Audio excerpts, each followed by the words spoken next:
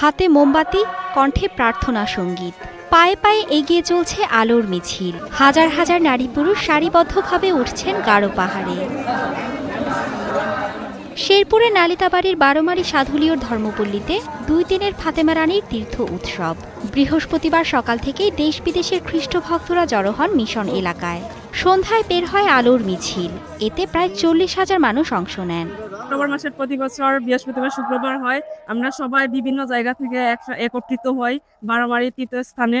দেন আমাদের ধর্মীয় যেগুলা নিয়ম কানুন অনুযায়ী আমরা সব পালন করে। আমি ময়মনসিং থেকে আসছি এখানে মামারিয়ার কাছে প্রার্থনা করতে। আমরা মনে করি যে এখানে মামারিয়ার কাছে প্রার্থনা করলে আমাদের মনের বাসনা পূর্ণ হয়, এবং আমি মনে করি আমি অনেকবার প্রার্থনা করেছি, এখানে আমাদের মনের বাসনা পূর্ণ হয়েছে।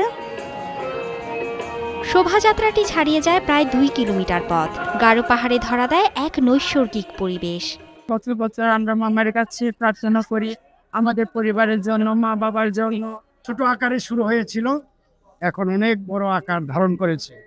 সারা বাংলাদেশের মানুষ এখন এখানে আসে তীর্থ করার জন্য। হাজার হাজার মানুষ এই বৃষ্টির মাঝেও এসেছে তাদের মায়ের প্রতি শ্রদ্ধা জ্ঞাপন করার জন্য। এটি আমাদের বাংলাদেশের সাম্প্রদায়িক সম্প্রীতির একটা অনন্য উদাহরণ।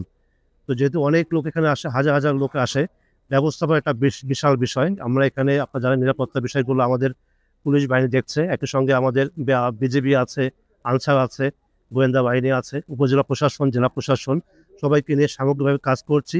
পর্তুগালের ফাতেমানগরের আদলে 1942 সালে শেরপুরের নালিতাবাড়িতে নির্মাণ করা হয় বারোমারি খ্রিস্টান মিশন। 1998 সাল থেকে বার্ষিক তীর্থস্থান হিসেবে প্রার্থনা করা হচ্ছে মিশনটিতে। Mithila Anjum, star news.